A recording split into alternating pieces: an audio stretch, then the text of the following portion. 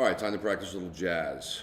And from what the kids tell me, in order to play good jazz, you have to know how to swing. So I'm gonna say, swinging thing can't be that hard.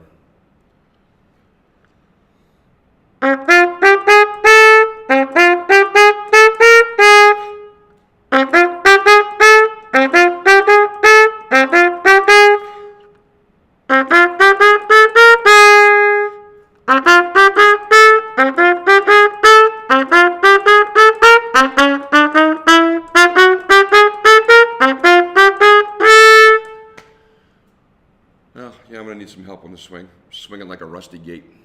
Swinging like a toilet seat. Wait. Ooh, I got an idea.